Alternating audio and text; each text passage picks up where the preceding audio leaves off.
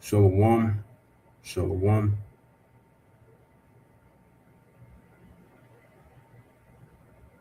shalom. All right.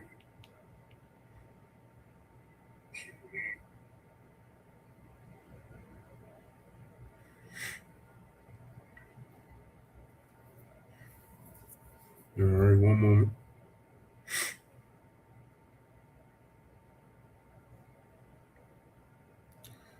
So, yeah, like I was saying, shalom, shalom. I want to begin this lesson off by giving all praise, honor, and glory to our power, Yahweh, Bahashem, Yahweh Shai, Bahashem, Rachak Rash.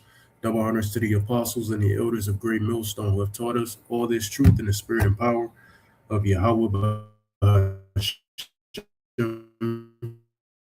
Yahweh Shai, I am Shafat, and I'm back here with another lesson. Lord willing, instead of finding to the whole fear, Akyam, Wakwathyam, and a sincere shalom to you, brothers. I am pushing this truth on the highways and the byways and through the YouTube lessons, man. Shalom to you all. Lord willing, this lesson be edifying and exhorting to your elect. All right, so without further ado, I want to get into it here. As you see the title, GMS Edomite Woman, that's all I could come up with concerning the video that we're about to get into from this guy, Faithful to God. He's the exact opposite of that, you know. So I want to start by saying this, of course.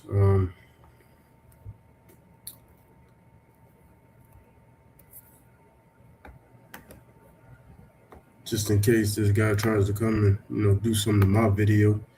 So he'll probably do that, as the Apostle Tahar, warned of. So this video will be conducted under the copyright disclaimer, all right, under Section 107 of the Copyright Act 1976. Allowance is made for fair use for purposes such as criticism, which is going to be a lot of that, comment, a lot of that, news reporting, teaching, a lot of that, scholarship, and research, of that. Fair use is a use permitted by copyright statute that might otherwise be infringing. Non-profit, educational, or personal use tips the balance in favor of fair use, which is what it says right there. This is also a non-profit video. I will not be making money off this. This video will not be monetized. None of my videos are monetized. So, please do not take this down. I'm well within my rights of doing this video.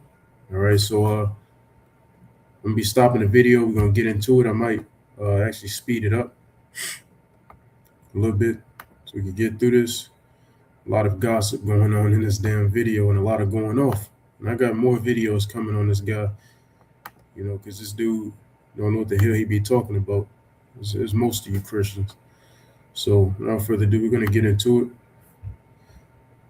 it. Try to make this as quick as possible. So let me see if you can hear it. Absolutely, I say we were talking about that earlier. We were talking about the abuse that a lot of women have endured being a part of those groups.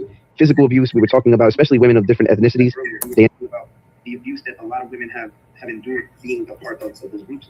Physical abuse, we were talking about. All right, so let's start it over. Okay, what the hell is going on? So it's everybody else.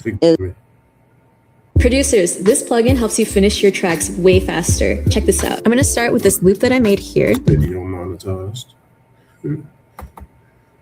Is on Satan's side. There's one side. It's like God and Satan, and that's it. His chosen people. And then they end up suffering abuse because, of course, in their doctrine, you're glitching.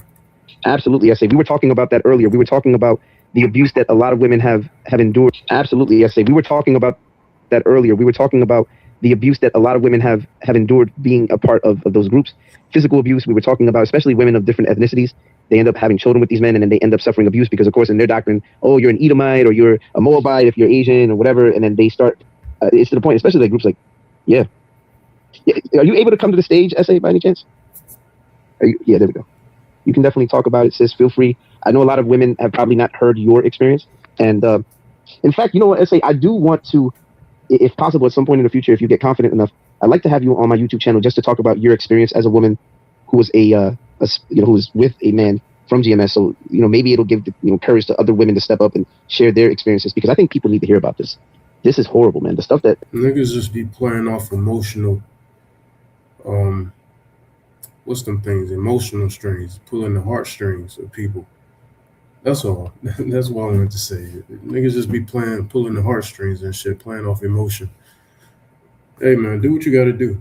You know, that ain't gonna save you at the end of the day. And look, you see how he got this dude over here looking like a fucking goblin zombie stank, look like a vagabond with a fucking star rim fan, the Assyrian Hebrew. You know, it's bullshit. And you got these dumb hoes over here. It's funny, but you know, it's whatever. You know.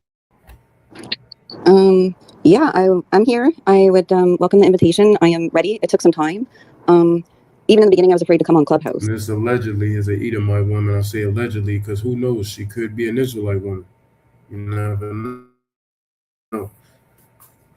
But allegedly, and as of right now, and what she appears to be, she's an Edomite. But you never know. Could be actually. I'm certain I'm still being watched or listened to, but I just finally I don't care anymore.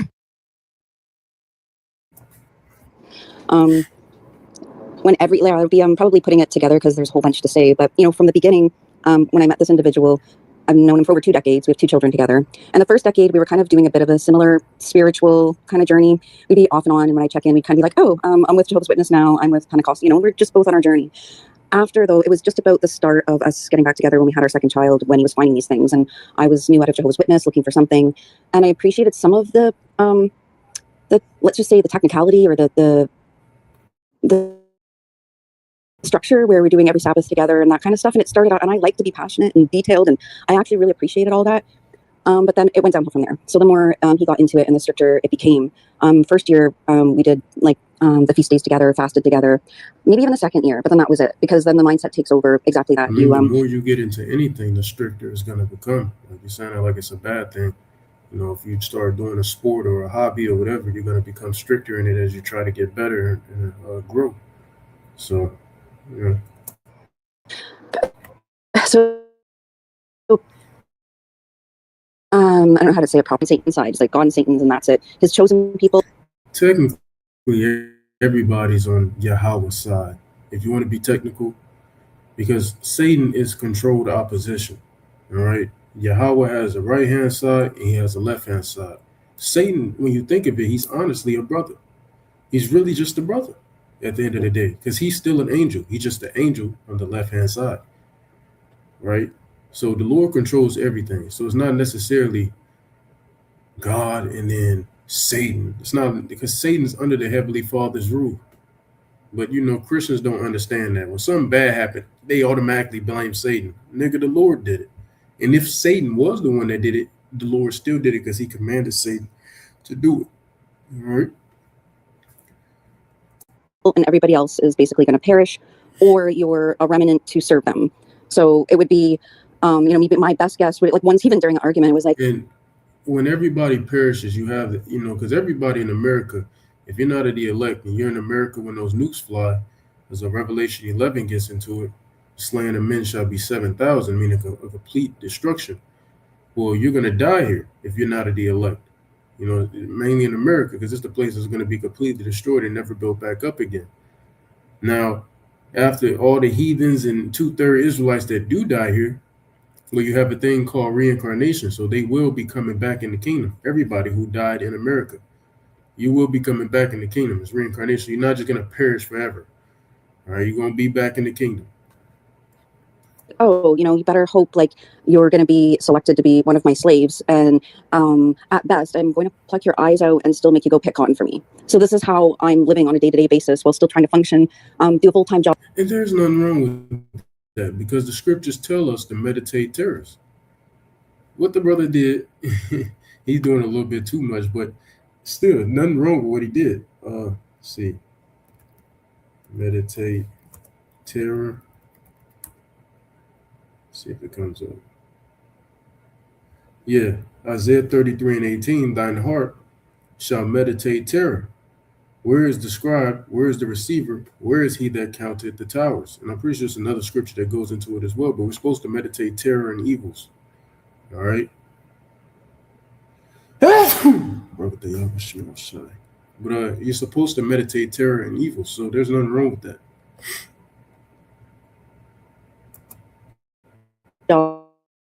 I can't go. I was actually with another Hebrew Israelite group, but I couldn't go to take, because I'd be taking the kids on the same day, and that would be different to what he was doing. So then I lost all of my stability, faith-wise, no community. Everybody thinks my family thinks I'm whacked for continuing on this thing, but I'm actually from it playing and constantly all night looping through sleep. So I couldn't sleep in the same bedroom. I just sleep in a separate bedroom because I wouldn't be worthy enough to be his wife, even though.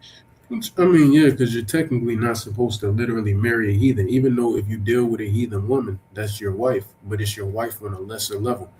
You know, she's a lesser wife. You know, so you still, you know, fuck and all that stuff, but she's a concubine. She wouldn't be treated as an Israelite wife would. You know, but it's still technically your wife. You just not to get married with her as you would an Israelite woman. And like I said, bro might have been over righteous, and I'm gonna get into that scripture in a moment. Because like I said, she could be an Israelite. You don't know. She could be an Israelite. Right? So, you know. We have 2 kids together and I'm living in the same. You have to consider that. House with him because he's only here to save the lost sheep. And I can talk about it almost lightly now, but what that did to me, and I'm sure could do to anybody psychologically, when you're denied physical affection, you're denied any recognition for the work or the position that you're doing, you're denied even having your genetics being given to your own children that were in your belly, because they even believe that the 46 chromosomes are coming all from the man's sperm. And like, so then how did they? Well, I mean, women's genetics still go to the child, you know, like appearance wise, some mannerisms, that stuff still happens, you know, but nonetheless, it didn't matter. The seed is what's the most important. As we know, according to the book of Numbers, chapter 1 and verse 1, or 1 and verse 2, maybe, and also the 18th verse mainly, all right, a family lineage is determined by the father, by the seed. You understand? It's determined by the seed. So it doesn't matter what woman, you know, gives birth to the child. What matters is the seed. Like an Edomite can have sex with an Israelite woman and bear a child and it be an Israelite child. You know what I'm saying? It doesn't work like that because the Edomite seed went in. The seed is what's most important. That doesn't mean none of your DNA gets passed to the child. Of course it does. It's literally in your womb. But even in Esau's pseudoscience, the man holds the X and the Y chromosome, which is determining the child's ethnicity, race, you know, things of that sort, and gender. You know, so even in Esau's pseudoscience, the seed is the most important. Not to say none of your genes pass down, but you don't determine whether a child is of a certain lineage or not. The seed does, because y'all don't carry any seed, and your egg is dead. Even in Esau's pseudoscience, that is noted.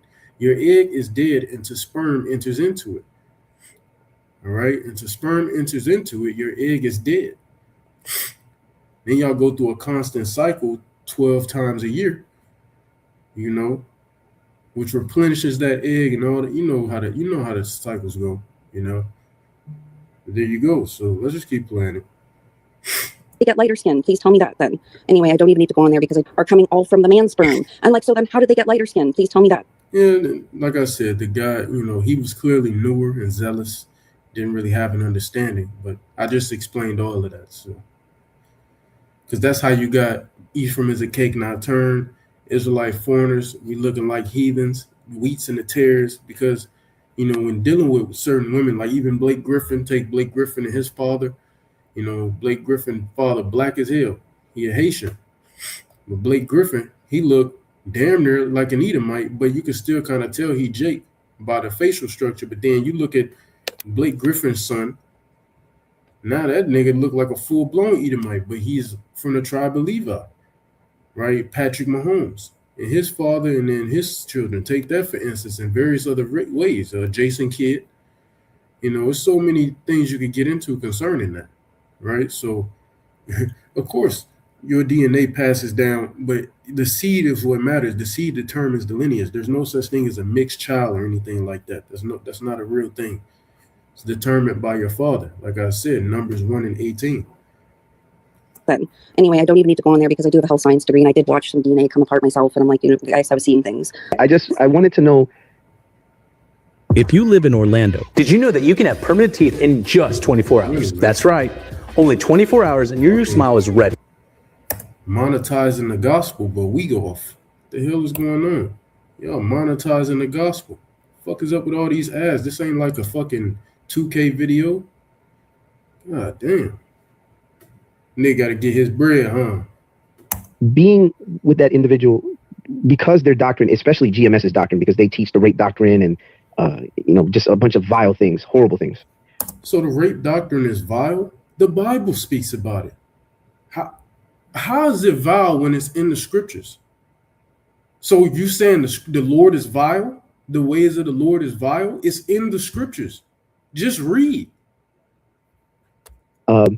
When you found out about that doctrine, when you discovered their view of, that it's okay to rape a woman, that kind of thing, what did you think? It's not necessarily okay, but there's a law for it. We're not sitting here saying, oh, it's just okay, you should go rape women. We don't say that. It's not necessarily okay when you actually go to the law. Let's go into that. When you actually go to the law, you see that it's actually not that okay, and it's really not the wise thing to do. I wouldn't do that shit. Me personally, I think it would be a retarded thing to do, to rape a woman. It's a lot that goes in with that. So I want to read this in the NLT or the NIV. I love to read it in the NIV. So we're going to start at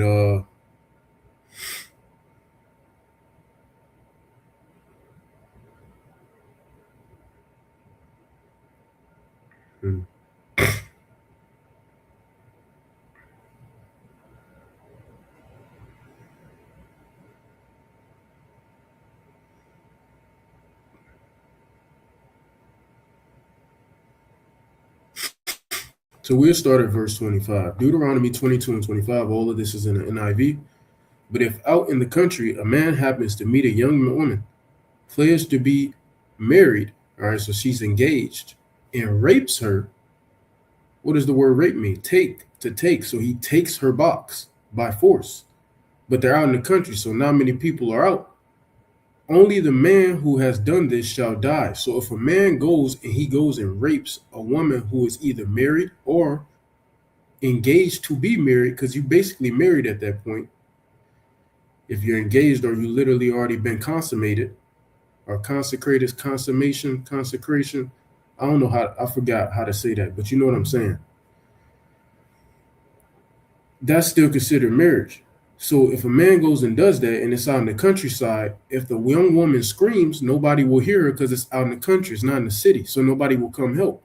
I mean, the woman didn't want to do it. So the man is only going to die because he has committed adultery. The woman's going to be spared because, I mean, she wasn't shit she could do. Right? So like I said, you playing Russian roulette even if you do go and rape a woman. Even if it was okay in Esau society today, you're still playing Russian roulette. And in the ancient world, you were playing Russian roulette because that woman could be married.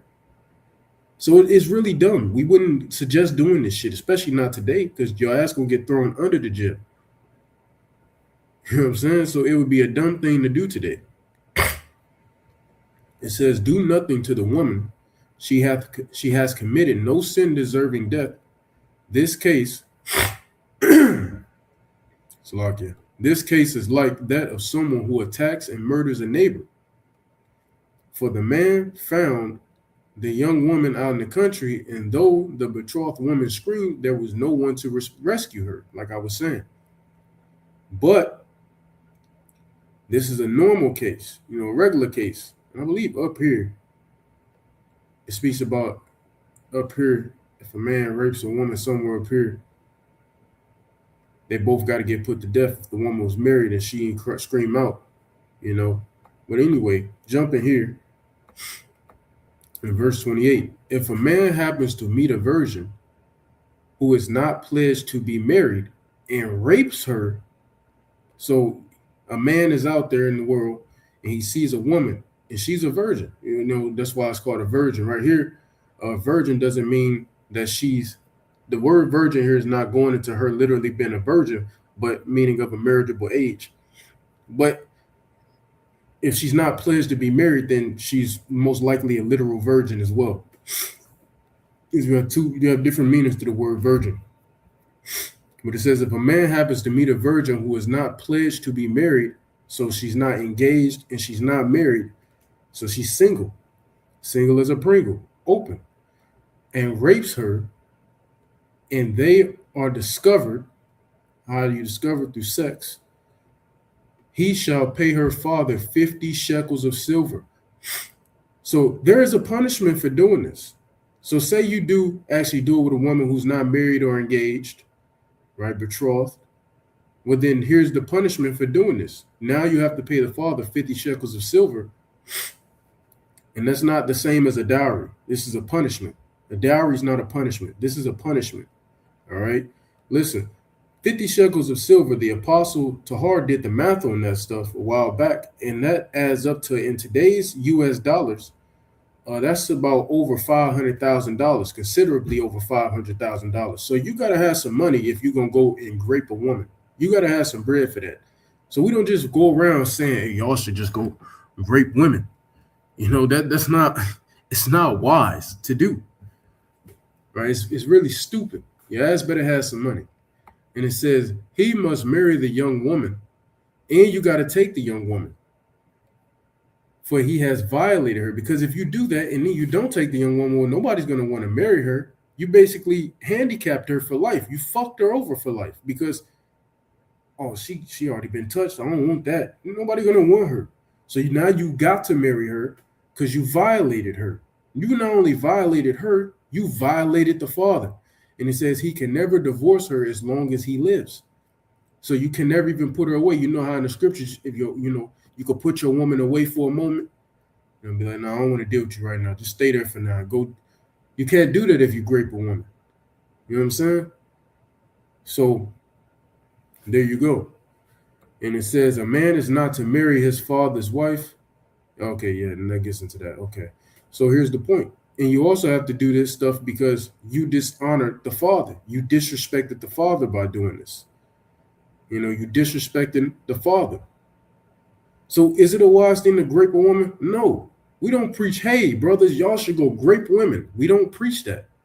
We just bringing out the law. It's in the law. Deuteronomy is literally, the word Deuteronomy means the second book of the law. It's just in the laws. We just bringing out the laws. We're not suggesting people do this. But some men be burning with lust. So sometimes a man gonna do what he gonna do. And there's a law for it. That's all we said. What's so bad about that? What's so wrong about us bringing out what's simply in the scriptures? Let's keep going. Let's go back. Think of that at that time. You know, what went through your thoughts when you heard that? And then what was your reaction? And then what was his reaction to your reaction? So basically so the whole mindset is basically you have to, is everything that you learn is wrong. So, and then that the way that you might perceive it is wrong. So they kind of come at everything you learned in the world is wrong. So even if you're sitting here with a mindset about what rape is, so you even have to clear your mind that that's not really what it is. So do you see how that mentality starts to get you to question everything? Man, what the fuck is she talking about? So we might understand rape as somebody forcing somebody to have sex, but they even said all rape means is to take. It could be taken by having sex, which is what Deuteronomy 22 is talking about. Or to take, you could be, don't y'all Christians have a thing called the rapture? Rapture goes back to the word rape, you being taken up by force into the heavens, right? All it means is to take. You could go rob somebody and you could basically say you raped them. You took their stuff from them by force. That's not the right definition of the word. The word is used slightly wrong. So they gladly use the word thinking people just don't know what the word actually really means. What the fuck is she talking about? So they use it in that context. So it's just pure psychological mayhem. So I brought that up. What the fuck is she talking about? And of course, by the way, I have the video posted at the top. You know, the way that they were arguing for rape when they were there with Polite. And this is funny, man. You bring up Polite. Where the fuck is Polite right now? Somebody tell me where that nigga at. I know. I hope you know too. Because the same thing he was doing, he was accusing our apostles of raping women, which none of us grape women. None of us do that shit. All right? But he was accusing us of doing that just because we bring out the truth in the scriptures, which we don't do that shit. Or we'll all be in jail right now, wouldn't we? One of us would have got caught by now doing that shit if we do it right. The fuck, Esau has eyes everywhere. We would have been caught. And then he's talking about the 12-year-old girl situation, which we're going to get into. None of us deal with 12-year-old girls unless your ass 12. You know what I'm saying? None of us dealing with that. This ain't the kingdom and this ain't the ancient world. We know the laws in America. We wouldn't do that shit. And honestly, the world has waxed weaker through age. As the scriptures say in the Apocrypha, 2nd Esdras 14 and various other scriptures, the world has waxed weaker through age, so everything has been set backwards. So the maturity levels and the growth levels is not the same as it used to be. So a 12-year-old girl today typically don't even look like a woman no more. So why would we even do that in the first place? We're not in the spirit of an Edomite. But it's funny because Polite was trying to get on the apostles saying stuff like that because we're bringing out the facts, you know? And then turn around, he's in jail for fucking touching on his fucking stepdaughter who was underaged. Funny how the Lord works. The Lord has a funny sense of humor. So why don't you talk about, that's your brother, that's your Christian brother, right? Why don't you talk about Polite? What happened to him? What happened to that nigga? He literally did that shit. We just bringing out the scriptures. We ain't doing this shit. He literally went and did that shit. Why you ain't talking about him? Y'all are just hypocrites, man. The fuck going on, man? Funny you bring up Polite. Where the fuck is he at? He's somebody's girlfriend or people or somebody's girlfriends in the fucking prison right now. That nigga gonna die in that bitch. He ain't never coming out of that hole. When they were having the back and forth with Polite is literally the way that rape is used in its colloquial usage. You can Because Polite says if a brother if he says, what would you do if a brother just grabbed one of y'all daughters up and just had his way with her, like forced her? If it did happen, you will allow it to happen. You're supposed to. And yeah, but at the same time, a brother wouldn't do that. That's why I hate hypotheticals. Hypotheticals are so fucking retarded. I hate hypotheticals, man. I try my best not to use them because it's dumb. It's not reality. It's some you people say a hypothetical that would never fucking happen.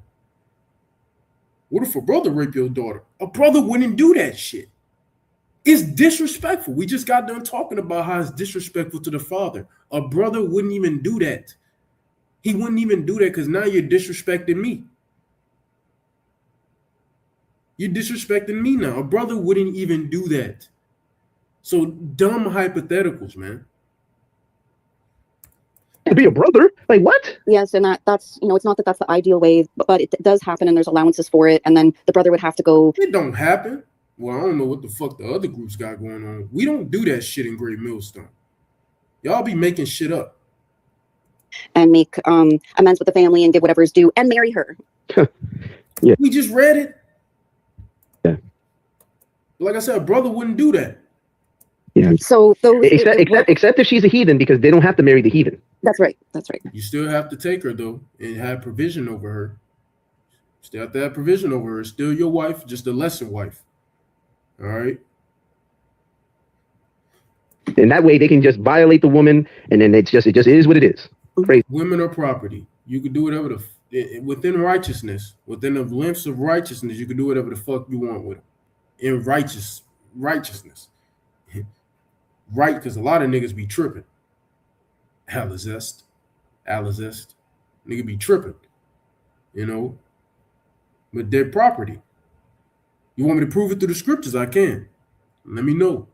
And that the woman is pretty much just nothing more than an iPhone. Would be a nice. Yeah. Y'all have value, but you're not as valuable as you think you are. Yeah, we need women for reproduction, but outside of that, what do we need you for outside of that? Every time I say that, niggas just look at me with a blank stare. Yeah, what do we need? I'm not saying we don't need women, because we need them to reproduce. But outside of that, what value do they hold outside of that? Niggas just be looking. Yeah, I know, nigga. You ain't think that far. That don't mean, we don't value women, certain women. Y'all have value. You're just not on a level of men. That's it. Just accept your role. Play your role. Everybody has a role to play. We're not on the level of Yahweh Shai. What the fuck we talking about? Yahweh Shai not on the level of Yahweh. Play your role, man. Analogy they like to use, just pick it up and do, because it's their personal property. And then if you're a heathen woman, it's even worse, because you're not even, they're allowed to lie just because it says, if you're on my, if the word says, if you're with me, you're with me. If you're against me, you're against me. There's, there's a line in the sand. There's no, so you're therefore as a heathen. What is she talking about? always against. I just gotta keep saying that shit. When she say some slow ass shit that you just saying the word salad. What the fuck are you talking about? So as they say, to love your neighbor as yourself, your neighbor would then only, if they look up the root of the word neighbor, the neighbor only applies to other brothers in the faith. So everybody else. Well, technically it applies to your nation as a whole, your nation. So when it says love your brother, love your neighbor and all that, it's talking about Israelites as a whole. All right. So treat your fellow Israelite with love and care. You know, we're not just out there in the world and we see a worldly Israelite and we just looking at them like, fuck you, nigga. No, man, I still treat people in the world with care and love because you're my people at the end of the day. Same thing when it says love your enemy. It's talking about your people, not talking about love Esau and shit. It's talking about your people, man. All right, because our people are our enemies at the end of the day because they're anti-Yahushua. Doesn't count in that. So therefore, even all of these things, how we're to treat people, would only apply to Israelites. So therefore, can lie straight. True. But the scriptures also say live peaceably with all men. So that don't mean walk outside and see a heathen and go smack him upside the fucking head either. So it's a lot of things they leaving out. We don't act like just go out there and, slap a heathen in his face. Scriptures also say live peaceably with all men. To your face, even though they're being intimate with you and you're birthing your children.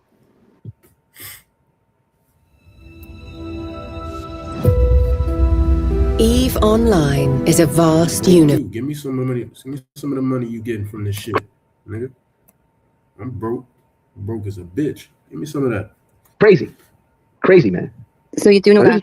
Just clarifying that when they say that's when Christ comes back and they're in their position. Yeah, they're talking about when Christ comes back. Yeah, they're not talking about right now. They're talking about when they get the spiritual power because they think X-Men is really about them and they think it is.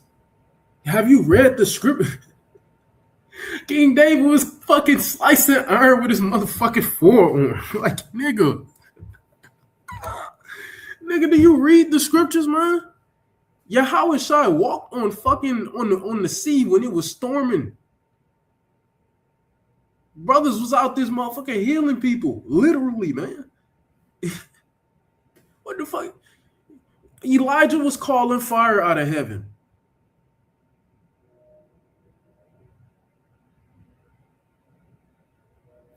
We will get spiritual power. I'll show you a few accounts, bro.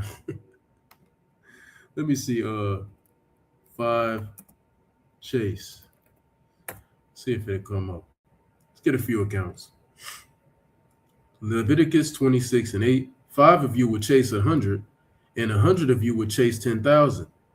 And your enemies will fall by the sword before you. And it's another precept to back this. So, you got to have some form of spiritual power, superpowers to do some shit like this. I'm just saying, wouldn't you? When you go to Isaiah 40, let's go to Isaiah 40, man. All right, this is Isaiah chapter 40. I'm still in the NIV. Put it back in the KJ. I'm surprised it came up then. Let's go to Isaiah 40.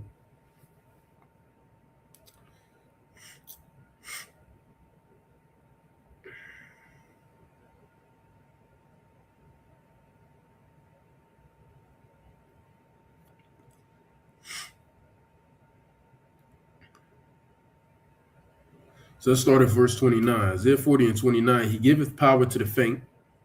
It literally says he's giving power to the faint. The faint are the elect. And to them that have no might, he increaseth strength. Even the youth shall faint and be weary, but the young men shall fall utterly. Now this goes to, shall utterly fall. And this goes into a few things. This goes into, the young men today, being 20 ain't the same as being 20 years ago, goddamn me. It feel like you about 40. I'm saying it myself, and I live a somewhat, healthier lifestyle than the majority of Americans. And I'm always active and working out. And I still be feeling like shit. So that too, but it's also going into, wicked men dying in war, like in Jacob's trouble and all that stuff. They're fainting, all that. You know what I'm saying? 2/3. It's a multifold scripture, but it says, but They that wait upon the Lord shall renew their strength. So the elect are going to renew their strength. They shall mount up with wings as eagles. Not literally get wings, but they're going to be able to fly. Is that not spiritual power? They shall run and not be weary. What the? Can you do that today? They shall walk and not be faint. Come on, my guy. What the hell is this? Jeremiah 16:16, fishers turn hunters. We're going to hunt the elites out of the clefts of the rock. How the hell are we going to do that without spiritual power? When you go to 1 Corinthians 15, starting at 50 on down, when Apostle Paul is speaking about putting off mortality and putting on immortality, is they not going to, like, what are we talking about here? What the hell are we talking about? It's all throughout, spiritual power is all throughout the scriptures, man. I need to do a lesson on that again. I've had a lesson in the chamber going into that for a long time. I just ain't got to it. That they're going to have powers like the X-Men and all this dumb stuff. Although they And the X-Men were based off Israelites. All these animes and superhero stuff and the Marvel, all that shit is based off us, man.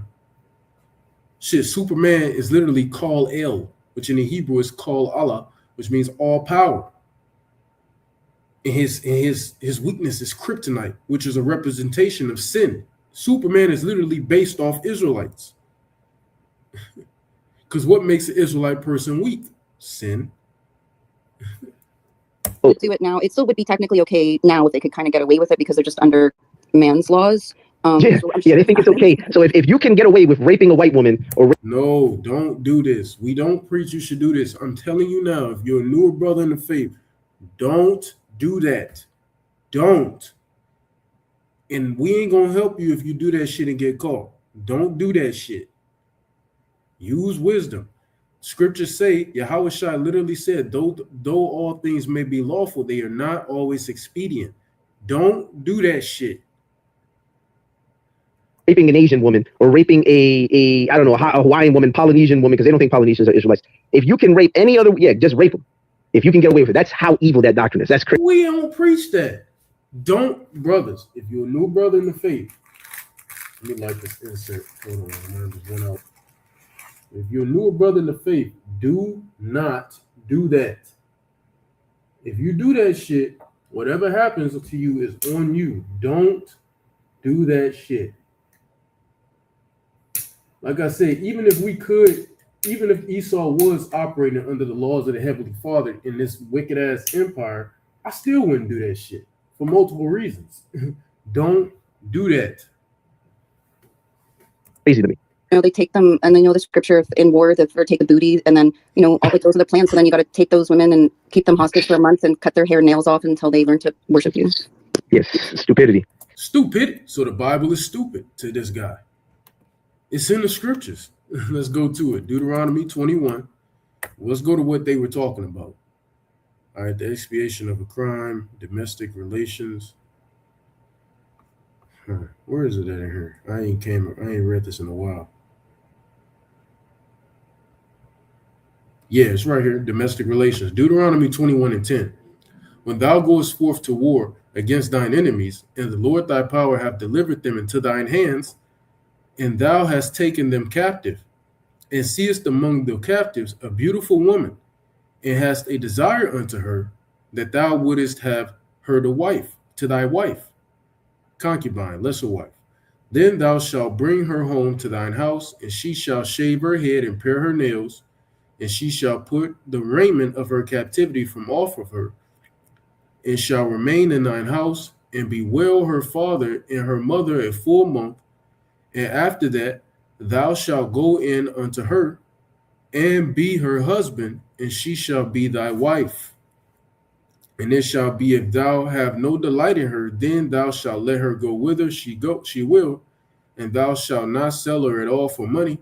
Thou shalt not make merchandise of her, because thou hast humbled her.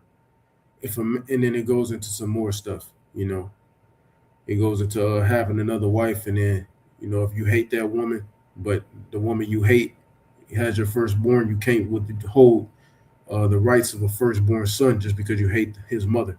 So they have to give the rights. That's what it gets into down here. But right here, we clearly see what they were just frowning upon is right here in the law. It's right here. Why? So it's just stupidity. So the scriptures is stupidity. This nigga is crazy.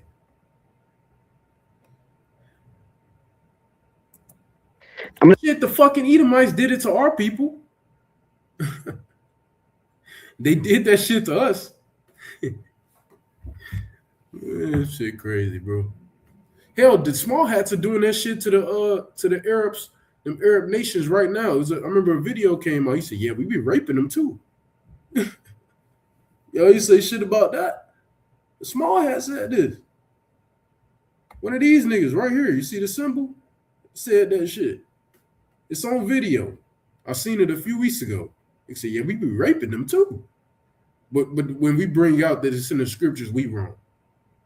It's called spoils of war. I'm gonna tell you guys something. If you look at that video of Masha must have been in his 60s or 70s talking about he's gonna rape women in the kingdom. Hold on.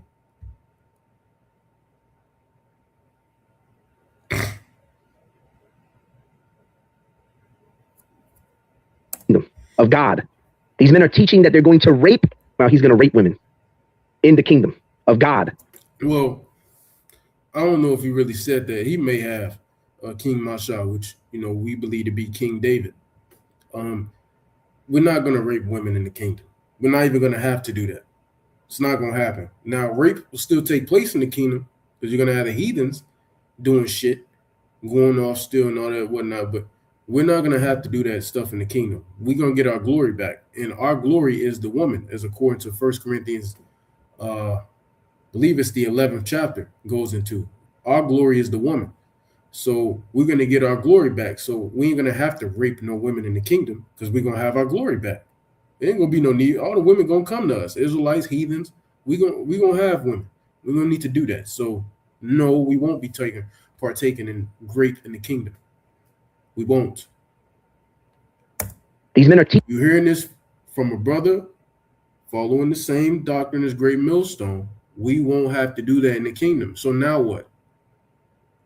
teaching that they're going to rape women in the kingdom of No, we don't. We do not teach that shit. God. And GMS goes a step further. Oh no, it's not that they're just going to rape women in the kingdom of God. They're going to rape young girls, prepubescent girls. We do not say this shit. Now he's getting to the flower of the age and stuff like that. He says a prepubescent girl, he considers a 12, 13-year-old a prepubescent. No, actually, women are hitting puberty a lot fucking earlier today. But nonetheless, in the ancient world, typically, you would take a woman would become of a marriageable age around 12. Same with men. It's not just for women, same with men. In ancient Eastern customs,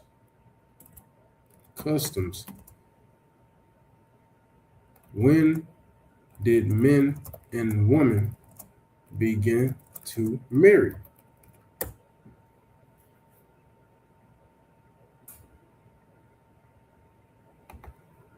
What age?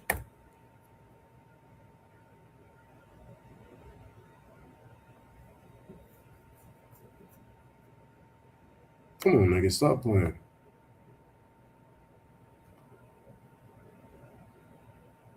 Here we go. We could just read the Egyptian one first, because they follow Eastern customs as well.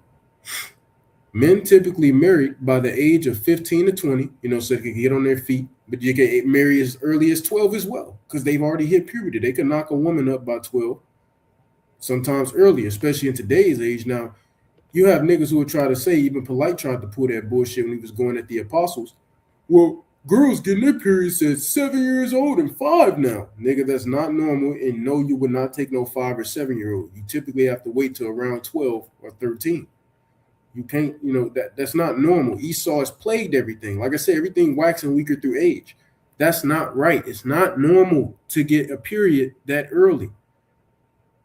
It's not normal to start growing titties at 7. It's that shit not normal, my nigga. You know what I'm saying? So you could try to throw that, but that's not normal. Esau poisoned everything, so everything is out of whack. Everything is literally out of whack. The earth is mourning because of Esau's ruler. shit. All right. So everything is out of whack. That's not normal. Typically, it's around 12. Typically, you have all your woman parts and all that stuff. You looking the best around 12 years old. Typically, don't try to pull that shit because this is not normal. Everything has been backtracked being in Esau's kingdom. And it says men typically marry around age of 15 to 20, while women, so they get on their feet a little bit, while women married as early as 12 years old. This was a common practice in ancient Egyptian society where women was considered a lifelong commitment.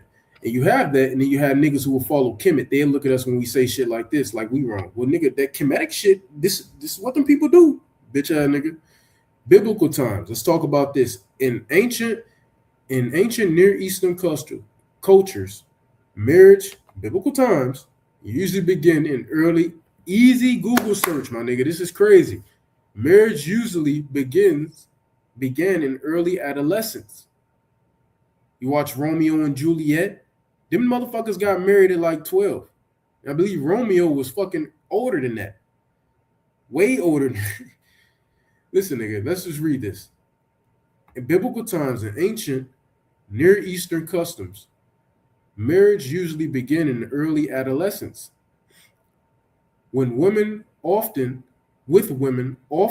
marrying as young as 12 years old.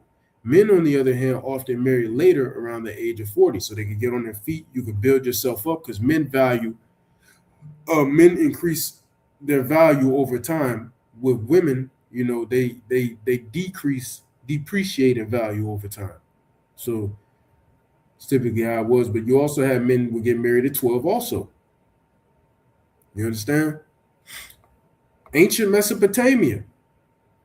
Similar to Egypt, marriage in ancient Mesopotamia also began in early adolescence, with girls marrying around 12 years old and boys marrying by age of 15.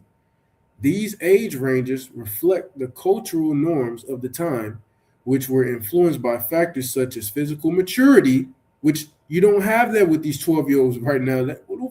I see most 12-year-olds, they look like, ugh. You know what I'm saying? Like they still look like little girls. You wouldn't even want to. Listen, man, if you're attracted to, I'll be honest, if you're attracted to women who don't got some type of curve, some type of shape on, nigga, it might be like an Edomite. Yeah, it might like a little kid. I'm just saying, nigga, look at that. Physical maturity, because everything was correct back in the ancient world.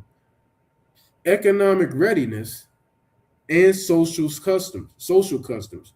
In many ancient societies, marriage was a significant social contract that affected family structure, inheritance rights, and community relations. Now, typically, at what age does one begin? Let's see what this say. Her cycle. Oh, shit. Are you serious? I said, at what age does one, meaning a woman, typically begin her cycle? Around 12 years old. Holy shit. And when you get your cycle, that means you could what? Oh, it means you could get pregnant, right? Let's read this. Typically, one begins menstruation between the ages of 11 and 14, with the average age being around 12 years old. Factors such as genetics, nutrition, and overall health can influence this timing, which is why now you have girls getting this shit at 5, 6, 7, 8, 9, 10. This shit not normal. It's not normal. But this is normal. But most girls will start their menstrual cycle within this range. It is important to note that starting menstruation is a normal part of puberty and can vary widely among individuals. So how the fuck is it prepubescent when that can only happen in puberty, my nigga? How the hell is it prepubescent? Let me see. Let me search this up. First,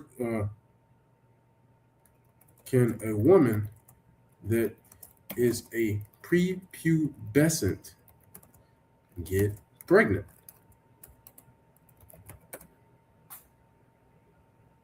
biologically impossible for a woman who is a prepubescent to get pregnant.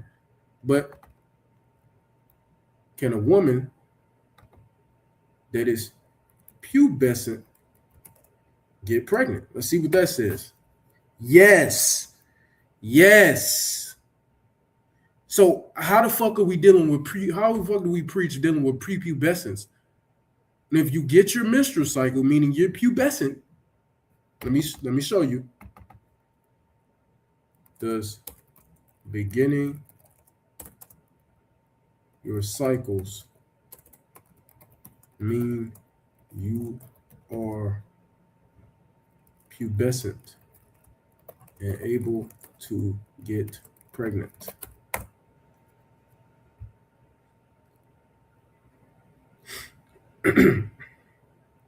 Beginning your menstrual cycle, it says, does not automatically mean you're pubescent and able to get pregnant.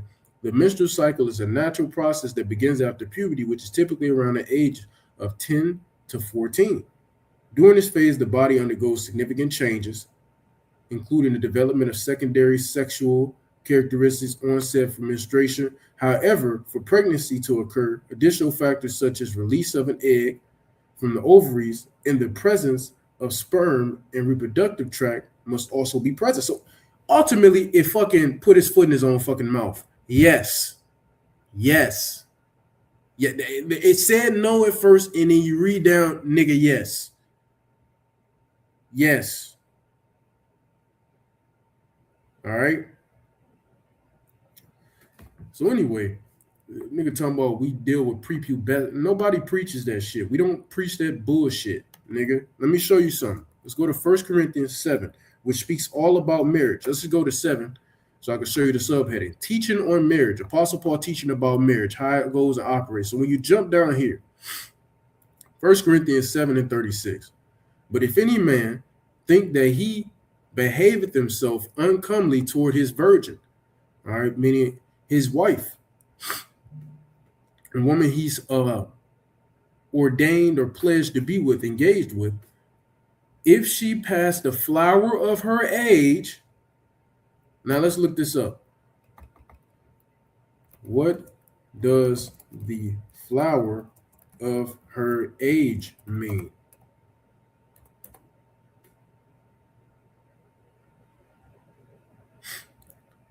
The phrase flower of her age refers to a young woman who has reached maturity and is considered ripe for marriage. What does being ripe for marriage mean? I wonder. What?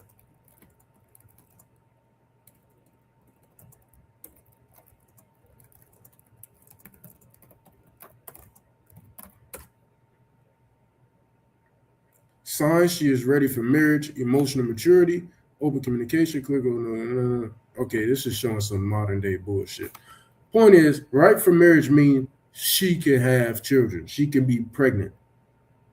And what does that typically happen around? When we looked at the stats, according to Google, quick Google searches, 11 to 14, typically 12, as it said, by the way, not prepubescent. So at the flower of her age, which is typically around 11 through 14, mainly being at 12, start from the top, 1 Corinthians 7 and 36. But if any man think that he behaveth himself uncomely toward his virgin, if she pass the flower of her age and need so require, meaning he need that box, he burning, he need that box, let him do what he will, meaning what? Have sex, go in unto her. He sinneth not, let them marry.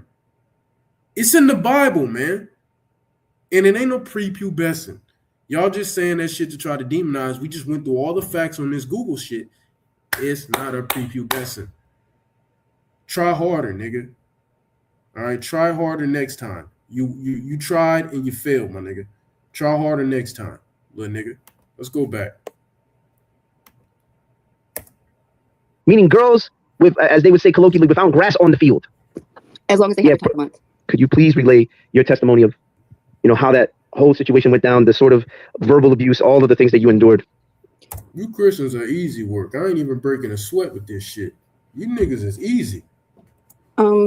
Well, and it did just when you're really kind of your heart is into something, what I might relate to you, if you envision actually really desiring to be with somebody, really wanting your family together, like it hurts more. It's different if somebody screams at you the street, like, hey, blah, blah, blah. But, if that's somebody you care about. So, just keeping that in your, frame of reference, because it didn't start off like that. So in the beginning, we had a similar spiritual journey. When we ended up moving in together, he was getting right into, first it was some other different camps, some other ones. At first it was GOCC. They're a little bit more, I would say, on the Christian side.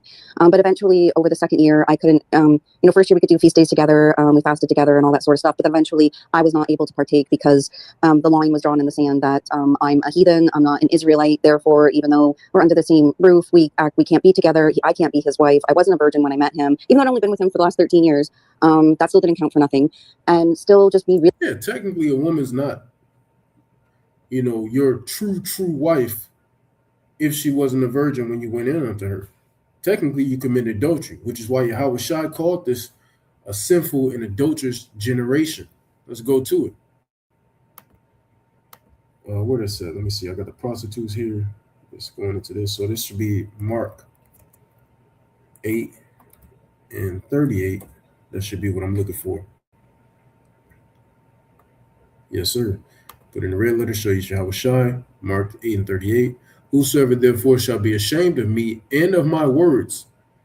Are these two individuals, well, three, because there's three of them on there, especially the main nigga, faithful to God. Are y'all not ashamed of the Lord? Y'all saying what the Lord's laws is stupidity. It's shameful. It's vile. That's what y'all said. Y'all are ashamed of the Lord's words. In this adulterous and sinful generation, this is an adulterous and sinful generation. You niggas are both. All right, and all our women are just whores at this point. The scriptures go deep into that. Of him also shall the Son of Man be ashamed when he cometh in the glory of his Father with the holy angels. So y'all want to be ashamed of Yahweh Shai's words, offended? Well, he gonna be ashamed and offended at you, and you ain't gonna get saved. All right. Sinful and adulterous generation, because everybody typically you ain't gonna deal with no virgin woman. In this society, they getting popped at damn 10 now. This shit is diabolical in this bitch. And so it's like you typically ain't gonna deal with no.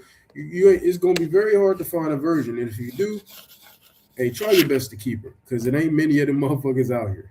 I'll tell you that much. It damn sure ain't. The motherfuckers like a damn less than a penny a dozen. Goddamn, the way this shit is now, this shit is terrible.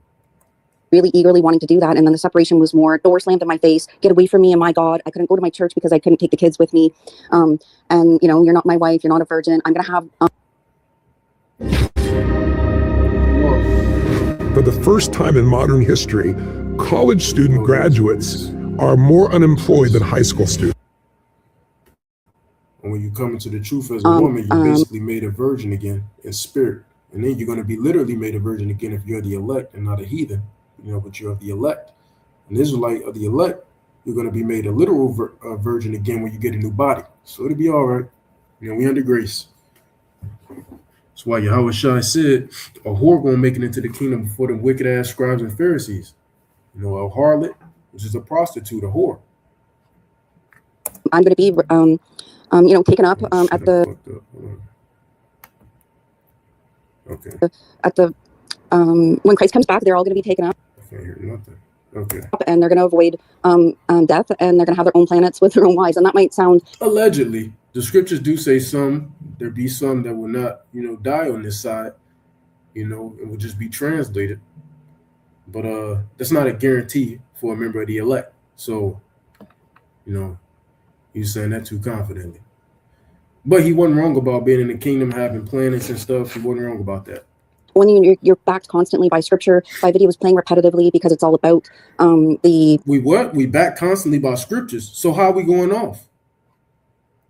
Renewing of the mind, which would be washing of the mind, which is all of these things. And even if your logical mind is saying something, nobody can prevent your subconscious mind when it's constantly around you in your environment completely.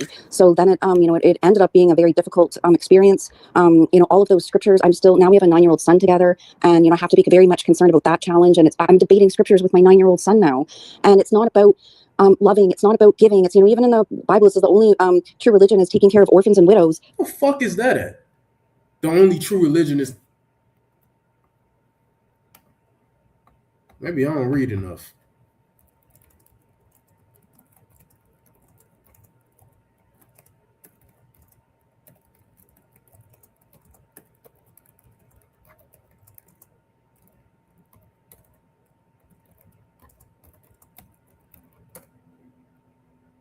James 1 and 27. Let's read that. Okay, I do remember that scripture. I forgot that was there.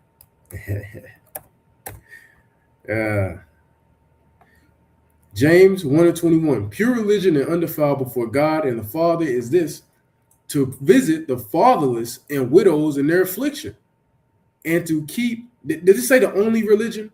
Anyway, to keep himself unspotted from the world. Who are the fatherless and the widows? Who is talking about, bitch?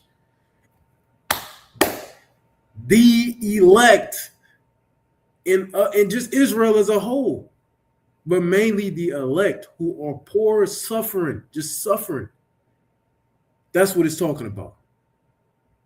Fatherless widows, and some sisters may fit that widow. Some sisters may fit that fatherless. Brothers may fit that fatherless.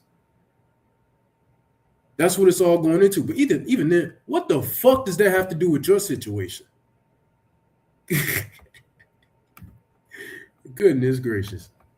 But now we're just debating scriptures. Nobody's helping anybody do anything. So anywho, but what it was like was me as a person, as a female, as a so-called white female, sometimes I joke with them, you don't know who you are. Watch it be that your dad is something and over on my side, I'm something. As you say, nobody's supposed to know who anybody is. And I was constantly fighting just for my own self until the point I got worn down to nothing. I couldn't function. I pretty much lost everything and have been rebuilding myself over these last 2 years and finally ready and able to get up and go again, because it's put into your mind, you are nothing, and even your own salvation is dependent upon him. And all I could do was be... That's in the scriptures. Heathens can't be saved. But like I said, she could be an Israelite, but even simply going here, this is one of many that proves it is dependent upon the man, your husband. This is one of many. It's 1 Timothy 2 and 15. Notwithstanding, she shall be saved in childbearing, if they continue in faith and charity and holiness with sobriety. And that's one of many. So he's not wrong with that one, but you have to be an Israelite to even fit that. A heathen not going to go on no charity.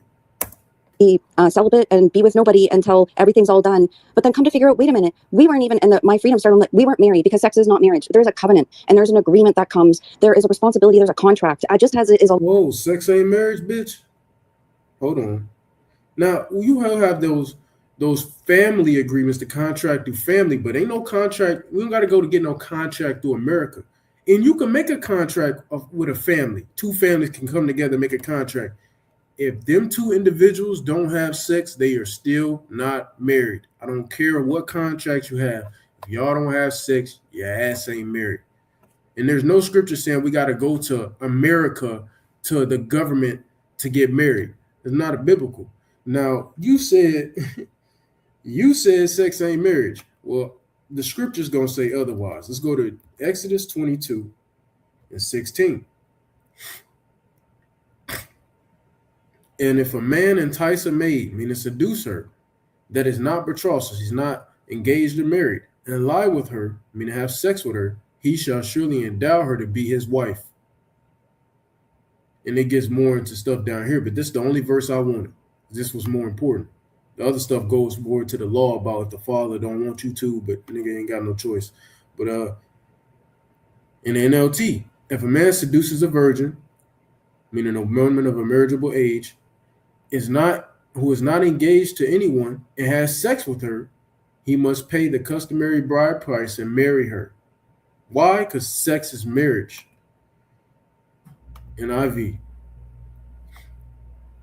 If a man seduces a virgin who is not pledged to be married and sleeps with her, he must pay the bride price and she shall be his wife. I mean, you can't really get around this shit. You literally can't get around this. Like the scriptures say all throughout, Genesis 3 and etc., all throughout the scriptures, a man shall leave his father and mother and shall cleave to his wife, and they shall be one flesh. That's talking about they're going to be one, because marriage means joined together. They're going to be married. They're going to be joined together. And what's another form of being joined together? When a man's rod enters into a woman's quiver, they literally are one flesh in that moment. Literally. It's like when you see two dogs have sex, and after the sex, they get stuck together. So yeah, sex is indeed marriage. You could talk about all the ceremonial and contracts. What consummated a marriage? Sex, going into the bride chamber. You can look this up on Google. It's in the scriptures.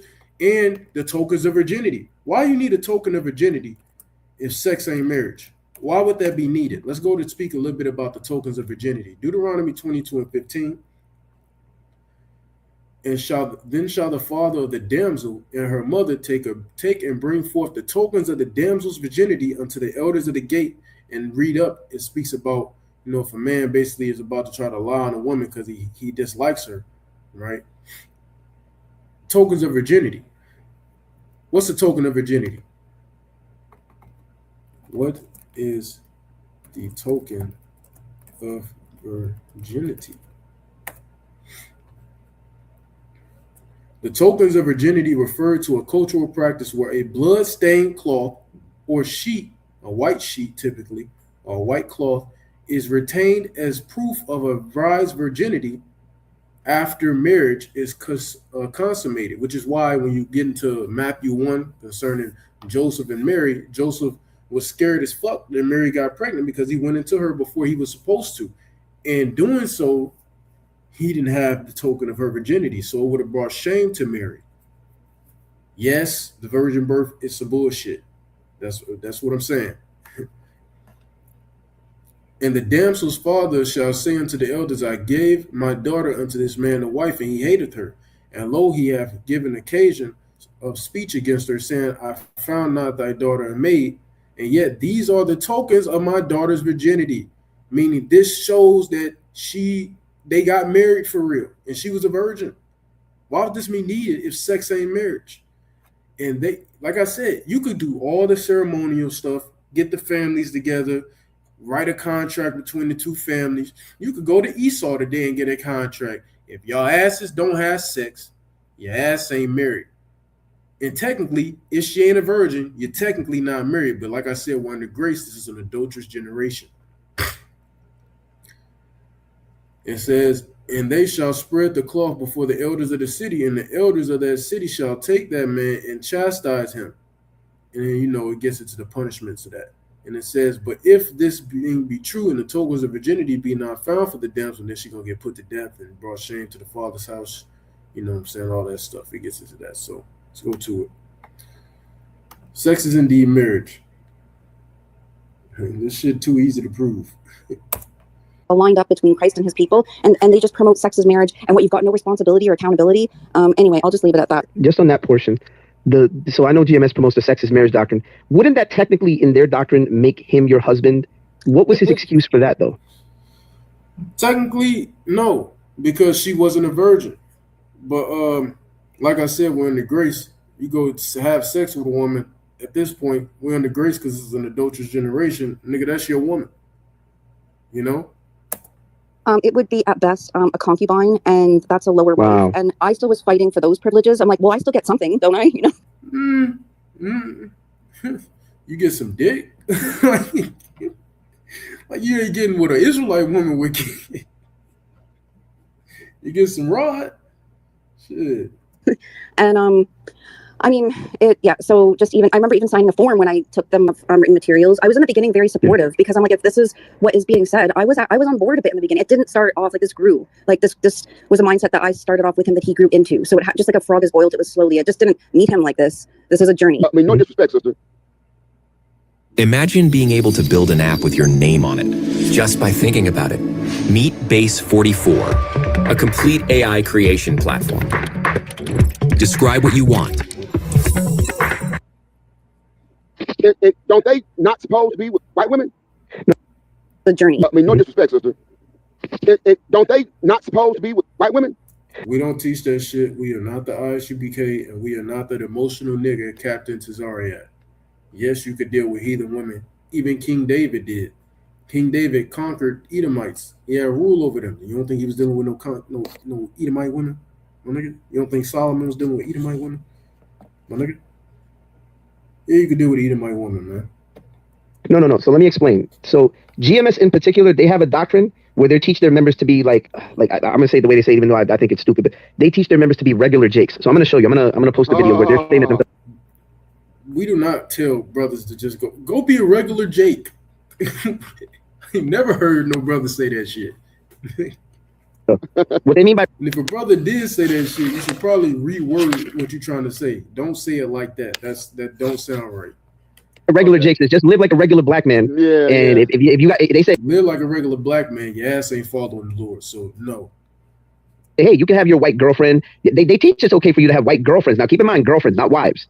You can have your white girlfriend. You can have your white side piece. This still would be a wife. It's just a lesser wife, which is a concubine. So whatever, you could try to play on words, but whatever. You can sleep with white women as much as you want. Heck, you can have 5 different white women at the same time. The only thing is that you can't marry them, but you can.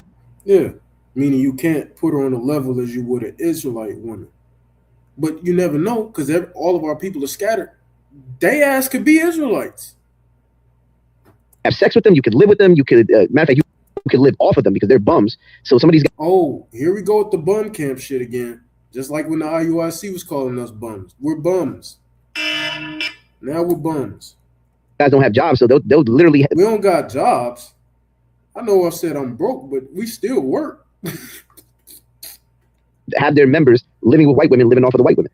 Hey, listen, nigga, why are you lying on us, man? Why are you lying? Because we believe in this scripture right here. Let's show you. Genesis 3:19. This is a part of the curses. In the sweat of thy face shalt thou eat bread, till thou return into the ground. So all the way for your whole life, unless we in the kingdom, for out of it wast thou taken, for dust thou art, and unto dust thou shalt thou return. So we have to work to get our daily bread. We have to work. So what are you talking about? Brothers got jobs. Shit, brothers own businesses. Some brothers got a lot of fucking money. What the fuck are you talking about? And we goddamn sure don't teach to live off no woman. But let's get into a few other precepts. Deuteronomy 28:48. Therefore shalt thou serve thine enemies, which the Lord shall send against thee, in hunger and in thirst and in nakedness and in want of all things, and he shall put a yoke of iron upon thy neck until he have destroyed thee. So, nigga, we gonna have to work. If you're gonna go to your enemy for the one of all things, you got a yoke on our neck, nigga, we gotta work. You could jump down here to verse 65, and among these nations shalt thou find no ease, neither shall the sole of thy foot have rest, but the Lord shall give thee there a trembling heart and failing of eyes and sorrow of mind. Nigga, we work. The fuck you talking about? We have to. It's a part of the curses. Y'all ass just gonna be out there fucking in the fucking shelters, nigga. If you don't, the fuck this nigga talking about, man? Niggas just be lying. I ain't stand a nigga like this, man. The niggas just lying. Where you hear this shit from? Who said this shit? And that shit gets you mad. Baruch 3:8. Behold, we are yet this day in our captivity, where thou hast scattered us, for reproach and a curse, and to be subject to payments. If we're gonna be subject to payments, we got bills, taxes, all this shit. How the fuck we gonna pay it if we don't work? Money just gonna fall out the air, nigga? According to all the iniquities of our fathers, which departed from the Lord our power. Now, what the fuck is this dude talking about? So yeah, nigga, we work. What the fuck you talking about, man? Let's get another one, bro. Since the nigga talk about we preach you can live off women. Yeah, nigga, the fuck we don't. Don't do that shit.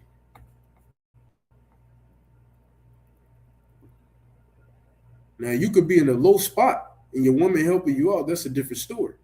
But to just be straight living off women, never getting back on your feet, don't do that shit. Where is that? Where the verse at? 22? Okay. A woman, if she maintain her husband, meaning she's doing everything, taking care of everything, nigga, you ain't never getting back on your feet, is full of anger, impudency, and much reproach. So, no, we don't teach you should do that shit. We teach you probably should not do this shit. So niggas just lying, man. Bearing false witness. You just bearing false witness, man. We don't teach that shit, nigga. And if a brother said that shit, nigga, stop saying that shit. Yeah. You can have kids with them. You can sleep with them. You can do whatever you want with them. Just don't marry them. Well, you can have kids with them. You can have children with them. There ain't nothing wrong with that. You can have children with heathen women. Let's go here. Let's go to 2 Samuel 5, verse 13. Great King David. And David took him more concubines and wives, which are Israelite women, out of Jerusalem, after he was come from Hebron, and there were yet sons and daughters born to David. So he had some children with concubines. So yeah, you could do that. 1 Kings 11 and 3. It's talking about Solomon, and he had 700 wives, Israelite women, princesses, and 300 concubines. And his wives turned away his heart, and you get into all that stuff, right? But he had 300 concubines, and you bet your ass he had children with them. All right. Then you go to Genesis 30. How the fuck did the 12 tribes come about? Let's read. And she said in 30 verse 3, and she said, behold, my maid Bilhah, who? Rachel, go in unto her, and she shall bear upon my knees, that I may also have children by her. And, Jacob went into Bilhah. Bilhah conceived, as you reading, and it says, and Bilhah had Dan. Whoa. That's how the 12 tribes came about. Bilhah bare him another son. I'm just doing this for time's sake. So I might have to do a part 2 of this. Bilhah had another son for Jacob. And it was Naphtali. Look at that. Holy shit. Then you go down and Leah was like, you know what? I want you to go into Zilpah, my maid, a heathen woman. And Zilpah bare Jacob a son. Who was it? Gad. Then she bare him another son. Who was it? Asher. So you have 4 tribes technically come out of heathen women. So yes, you can have children with heathen women. That is 100% okay, and we will be doing that as well in the kingdom. God damn me. Yes. You could also pay for sex with them. Oh yeah, they believe it's okay to sleep with prostitutes, so they're okay with literally sleeping with prostitutes. Oh, into whatever. We're putting the God tag on it. And there's one thing just to say, and to whoever, I didn't look at whoever have jobs, so they'll literally have their members living with white women, living off of the white women. Yeah, you can have kids with them, you can sleep with them, you can do whatever you want with them, just don't marry them. You could also pay for sex with them. Oh yeah, they believe it's okay to sleep with prostitutes, so they're okay with literally sleeping with prostitutes. Oh, into whatever. Well, you could deal with prostitutes. That's in the Bible too. Oh my God, you niggas are just so unlearned. Let's get to it, bro. Let's go to Deuteronomy 23 and 17, just to start this whole thing off. There shall be no whore of the daughters of Israel, nor a sodomite of the sons of Israel. Let's deal with this. No whore. A prostitute is a whore. Now, most of our women, they are whores, which is what we brought out in Mark 8 and 38, this adulterous and sinful generation, because technically you become a whore once you have a second sex partner as a woman.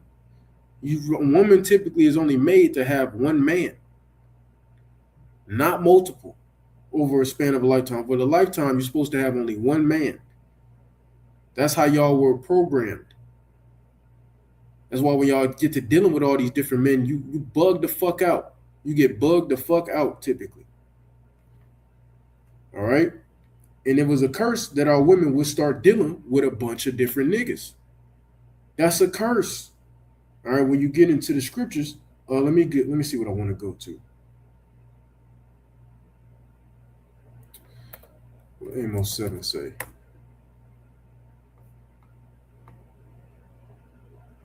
Yeah, Amos 7 and 17. This is according to the scriptures. And when you go to Deuteronomy 28, it speaks about how our women going to be committing adultery on us. All right? So it says, therefore, thus saith the Lord, thy wife shall be an harlot in the city, and thy sons and daughters shall fall by the sword, and thy land shall be divided by line, and thou shalt die in a polluted land, and Israel shall surely go into captivity forth of his land. And this is literally in Deuteronomy 28. literally. All right. So typically, that's why Yahushua said, sinful and adulterous generation. We dealing with hoes. We dealing with harlots. We dealing with harlots. And the Lord ain't gonna kill him for it either. He will eventually, most of them, but he said that shit in Hosea. Hosea 4. And 14. I will not punish your daughters when they commit whoredom, nor your spouses when they commit adultery. For they themselves are separated with whores, and they sacrifice with harlots. Therefore the people that does not understand shall fall. All right? And we played the harlot as a nation. So that's why he not going to punish our women for that to an extent. He will eventually, but they not automatically getting put to death, because if we operated under the law, how would it become a sinful and adulterous generation if we was operating completely under our law? All them hoes would be put to death. But the Lord is allowing them to live under Esau's rule, all right, which is how now you got a sinful and adulterous generation. So most women you deal with, they're whores, they're harlots. And I don't care if they're not literally on the streets walking around or on OnlyFans selling their shit on Instagram and Twitter, or what's the other app? Telegram. Nigga, every woman got a price to an extent. You buy a bitch some food, you do this for a bitch. Every woman got a price tag. All these hoes is prostitutes. So at the end of the day, yeah, nigga, yeah, you can deal with a prostitute. You ain't got no choice in this motherfucker. The way this shit be, nigga, your ass ain't got no choice. And when you go to Jeremiah 3:1, it speaks about how, technically, when you put away a woman, you probably shouldn't go back in unto her because the land shall be greatly polluted. That was spiritually talk about us, but the Lord took us back anyway. But you're not supposed to take a woman back who you stopped dealing with, and another man went unto her because now she committed whoredom, adultery. Which is off. When you do, nigga, that's a prostitute at that point. A prostitute is just a whore. When you go to John 4, speaking about the woman at the well that Yahushua spoke to, that Samaritan woman who was truly a heathen, but she even lied to Yahushua about not being a hoe. And he was like, nigga, you got 5 husbands, bitch. Stop fucking playing. You know what I'm saying? But let's see what I want to go to. Oh, you got Genesis 38. Dealing with harlots. Judah was a righteous man. When you read through all of this, because I'm not going to read it for time's sake, but when you read through this, Judah has sons, and one of the sons was being wicked. This daughter named this Canaanite woman. All right. What's that bitch name? Tamar. He was going to give her to his firstborn son, but he was being wicked, so the Lord killed him. Seeing it right here, the one I'm highlighting. Then, all right, he was like, well, then, the second-born son gonna have to go in unto her because according to the law, if a man has a wife, but he dies without her conceiving his children, his next oldest brother, has to go, or the next brother right under him in the birth line has to go in unto that woman so he could bear his brother's lineage, and he could come back. So that firstborn son won't even be his son, literally. It'd be the brother who passed away to carry on his line. But the brother knew that shit. He knew that shit, and this is what he did. It says, and Onan knew that the seed should not be his, and it came to pass when he went in unto his brother's wife that he spilled it on the ground, lest that he should give seed to his brother. So he basically pulled out and nutted on the ground. He didn't nut at her because he knew it wouldn't be his seed anyway, because it would technically be his brother's seed. That was wicked as fuck. Extremely wicked. So what the Lord do? He killed his ass too. And then he promised Tamar to get. So by this point, this bitch she already got touched up by 2 rods. You officially, technically a hoe now. Technically. But them niggas dead. So whatever you deal with next is not adultery. But technically, it's like, nigga, 2 rods done already went into you. No, them niggas ain't here no more, but shit, your box ain't just gonna reform. You know what I'm saying? It says then he promised Tamar to give her to his youngest son after the other ones when he get grown up. But he ended up not doing that ever. And then so Tamar, she took it upon herself to cover up one day and act like she was a fucking harlot. And act like she was a harlot. All right. And when you get down here, Judah thought she was a harlot when he seen her. A harlot is a prostitute. And you go to the etymology and all that, it's a prostitute or a woman who wants to be seen in the forefront. So you got Ecclesiasticus 26:9. All right, a whoredom of a woman be known by her haughty looks and eyelids. So you're a prostitute if you're out there all flamboyant, out there in the forefront as a woman, haughty looks and all that shit. You're a prostitute just off that alone, you know. But he thought she was a prostitute. He didn't know it was even his daughter-in-law. It says that. It says right here, and he turned unto her by the way and said, go to, I pray thee, let me come in unto thee. Because he was just trying to get some box. He was mourning. He's trying to get some pussy. And it says, for he knew not that she was his daughter-in-law. He didn't know because she covered herself up and looked like a prostitute. All right. And then they made an agreement. He was going to give her a kid. All right. A kid meaning, you know, from the flock, a baby goat. All right. In exchange for some sex. That's prostitution. And he agreed to doing it because he thought it was just a harlot. Did the Lord kill him for this? No. No. Lord didn't kill him from this. When you read down, he did not kill Judah for doing some shit like this. This was not wicked on Judah's part. He did end up going in unto her. And eventually, when you go down, that bitch got burnt up. but yeah, then you get into you go down here, you get into Lot. I believe it's good. No, this ain't getting into Lot down here, but it gets into more down here. Well, he was going to burn that bitch. He was like, burn that bitch. You know, burn that bitch. But she was brought forth with children. All right. But then he ended up not knowing her no more again when he realized it was his daughter-in-law, so he didn't go back in unto her. But point is, when he didn't realize it was his daughter-in-law, he thought it was just a hoe, a prostitute, he went in unto her. And that was okay if it was actually a prostitute. But so yes, prostitution is in the Bible. You know, when you go to Judges 16, let's deal with Samson. Samson's weakness. Judges 16:1. Let's just deal with this verse alone. Then went Samson to Gaza and saw there an harlot and went in unto her. Did the Lord fuck Samson up just because he dealt with a harlot? No. But Samson dealt with a harlot. You have righteous men of the Lord who dealt with harlots. It's in the Bible. Y'all niggas mad at us because we preaching what's in the scriptures. When you go to Hosea, Hosea dealt with a hoe. He dealt with a harlot. Hosea 1, let's go to 2.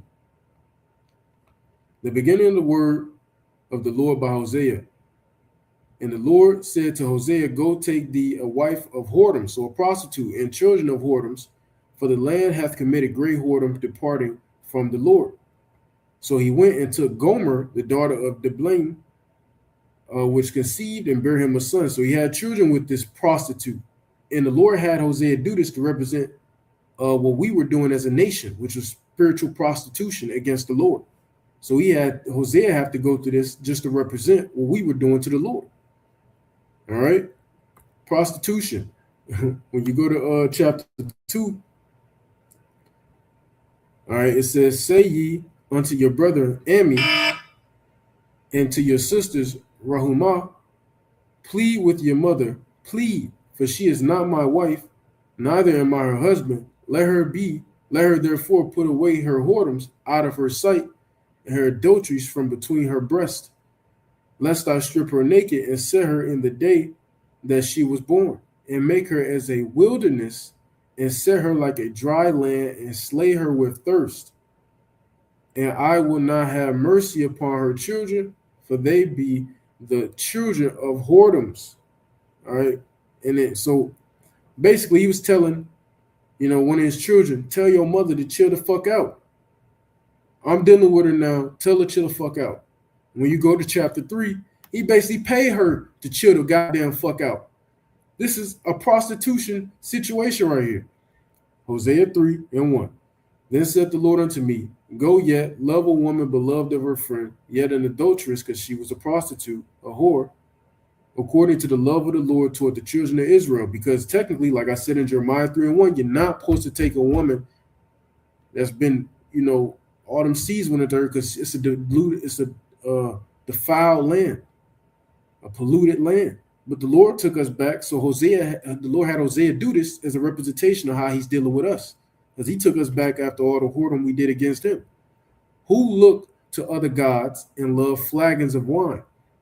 So I brought her to me for 15 pieces of silver, and for a hummer of barley, and a half hummer of barley. And I said unto her, thou shalt abide for me many days. Slakia if I'm Russian, but I'm on a time crunch now. Thou shalt not play the harlot, and thou shalt not be for another man. So will I also be for thee. All right, so he's basically like, he paid her to stay with her. To stay with him and to abide with him and all of that stuff. He paid her to do that. He paid her to only be for him. Is this not prostitution by definition? So you got Rahab the harlot, all that shit, man. You can't make this shit up, bro. You cannot make this shit up. Good Lord, you can't make this shit up. Let's go to prostitution. It's prostitution. I need to end this thing off, man. Gotta head up. Prostitution. Definitions.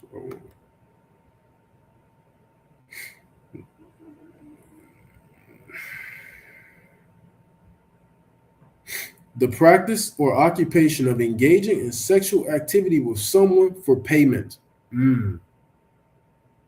So, there you have it. It's in the Bible. Literally in the Bible. So we're not going off by saying this. There were multiple accounts of men of the Lord dealing with prostitutes. Tag on it. And there's one thing just to say, and to, whoever, I didn't look at whoever was saying whatever about what I was saying, but there's one thing I can say. After being exposed to all that, nobody can say anything to me that's going to bother me. I have heard it all. So it's okay. And I mean well. And I'm here to share. And again, even for how confident and strong I was before, how much it broke me down. I know there's other women out there because they're afraid. You're afraid for your salvation. So at one point in time, it'll come up. But yeah. GMS, some of it is even bad. They'll be like, yeah, some of these white women, they way hotter than black women. Who want to be with that black crow? You want to be with some black crow? I'd rather be with one of these Beckys. I want to have a little side piece Becky. I don't got to marry her, but just, these Beckys, they do whatever you tell them. And these black women, they don't, it's crazy the things that these guys will say. Because the black woman is cursed, and that's why they have no hair on their head. And who do you want to be with? Stupid stuff like that. With them later in heaven when they're going to be restored. Well, it's not stupid, because when you go to Isaiah 3, I won't go to it for time's sake, but they are under a curse. No, it's in Isaiah the 3rd chapter. Just read. They're under a curse. To their proper way to be, then they'll be ready to be their wives. That's their general perspective. Yeah. Goodness gracious, man. Lord have mercy on these guys, man. And it's like what Yahweh said in Luke 23. Dude, Lord have mercy on these guys. Nigga, don't pray for us. Pray for you. Yahweh was telling them women who were mourning and lamenting over what Yahweh was going through. Yahweh was like, no, don't pray for me. Pray for yourselves and your children. Because he knew that 70 AD was coming, where we'd get mollywopped by the Romans. So don't pray for us, nigga. You need to pray for yourself, nigga. We good, Lord willing. You need to pray for yourself. And aren't you not supposed to pray for the wicked? Nigga, I hope the Lord destroy your ass, motherfucker. Jeremiah 11:14, Jeremiah 14:11, Sirach the 2nd chapter goes into not praying for the wicked. Don't pray for these niggas. So why you praying for us? Because we consider the wicked to y'all. Why you praying for us? Lord have mercy on these guys. Lord, kill you niggas, please. You know what I'm saying? Please kill these niggas. That's what that doctrine cultivates. At the end of the day, it's saying Galatians 4:16. Gaza is at a tipping point. The adults who are malnourished today will die. Pretty smooth, soft Unfortunately. shit. Y'all hate us just because we tell the truth. Y'all gonna die for it. And that's on y'all. Y'all gonna die for that shit anyway. Was it worth it? Well, we'll see if it was worth it to y'all. All right. Bear with me one moment.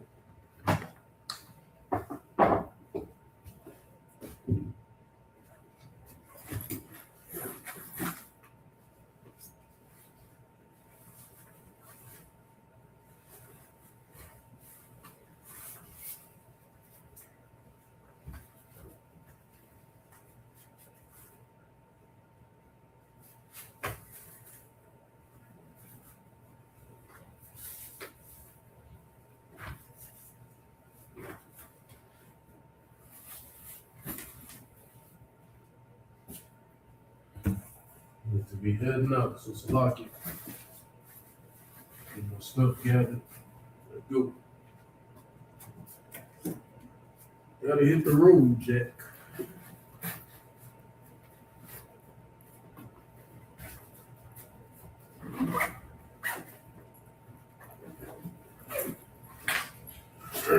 This situation.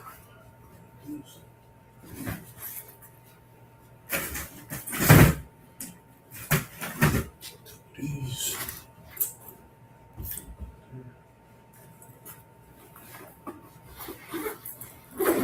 This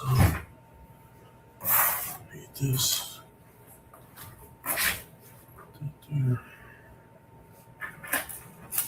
Bear with me. I'm about to end this thing off. I had more scriptures to get into, but I'm gonna just quote them. You know, while the last 2 minutes of this video does play. I didn't think it was gonna be this long. I knew it was gonna be long, but I didn't think it was gonna be this long. But there was a lot to deal with in this video.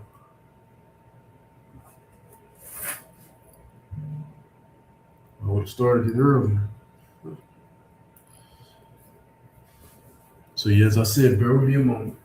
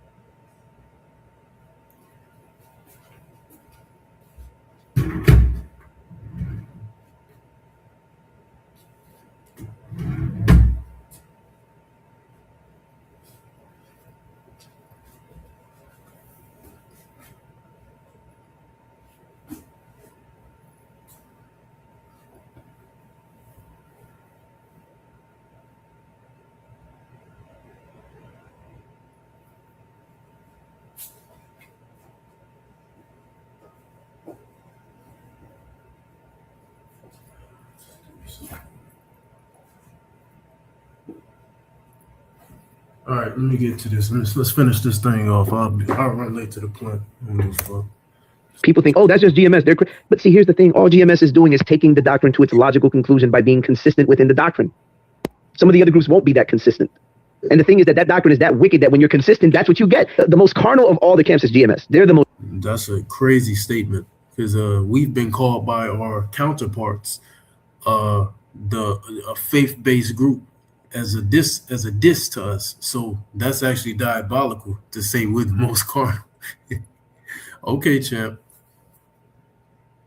It's carnal in terms of just. You could say that if you want, but it ain't true. Pure unbridled carnality. They're the worst, man. They're like the bottom of the barrel worst.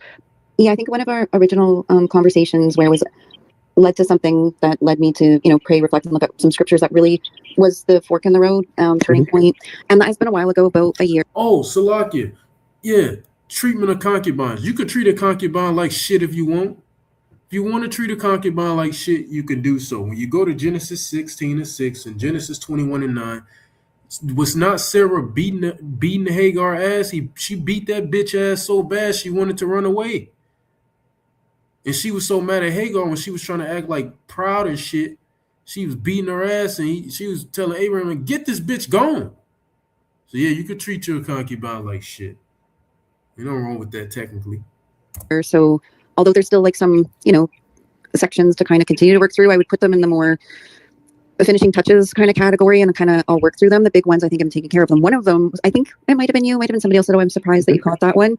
It was the one if they say that they're going to have their perfect wives in so-called heaven and their virgins that are meant for them, whatnot. But it says, wait a minute, the scripture says, but do you not know though, you will not, that there's no marriage in heaven. But the angels not giving into marriage, yeah. Nigga, that's talking about those celestial angels. See, what's wrong with you Christians is that y'all believe heaven is going to be in the spiritual realm. Nigga, heaven is going to be on earth. Have y'all never came across the Lord? Y'all say the Lord's Prayer all the time, but don't know what it say. Matthew 6, concerning the Lord's Prayer, it says, Thy will be done on earth as it is in heaven. So the kingdom of heaven will be on earth. How you gonna have slaves in heaven, my nigga? We're gonna have all the heathens in captivity in heaven? That's retarded. The kingdom of heaven will be on earth. It's literally in the Lord's Prayer. Thy will be done on earth as it is in heaven. Good Lord. In that scripture she talking about in the book of Matthew concerning angels not having sex, that's the literal angels. It's not talking about us. We're angels too, but it's not. We're going to have sex in the kingdom. So what the hell are you talking about? The Lord said in Matthew 19:28 through 30, that in the kingdom, we're going to get back our wives and all that. So we ain't going to be having sex. Isaiah 60 goes into how one man going to be as if he has a whole nation. All them children we going to have. People just stupid, man. The kingdom is going to be on earth. Mm-hmm. So that was one of them. I'm like, okay, you can't really get around that one. And then there was some others that led to that. And there was the marriage with the covenant. And it was like, oh my gosh, I'm free. Because I've never been married. I fornicated and I've had children out of God's order. And I ain't even going to say none of that. That bitch is retarded. Repented of that. I'm like, wow, it was like, and I was so eager to continue, like, to just go past that. So that was like really a starting place. So that was one scripture. And to that, Jake, as Ecclesiastes 7:16 say, be not righteous over much. So, brothers, remember, don't be over righteous, though. All right, deal within reason and use wisdom, because this brother does seem like he was being over righteous in a sense, in certain aspects, but use wisdom. So, with that being said, I hope and pray that this is edifying to the elect. I'm going to close giving all praise, honor, and glory to our power, Yahweh, Bahashem, Yahweh Shai, Bahashem, Rachakurash. Double honors to the apostles and the elders of Great Millstone who have taught us all this truth in the spirit and power of Yahweh, Bahashem, Yahweh Shai. And until next time, Abba Bol, Kwam Yasharala Gadol Abadiam, Lababol, Hagadol, Yahweh Mahar, Wahabatham. And until next time, I would like to say unto you all, Shalom. The Wadi Yahweh, Bahashem, Yahweh.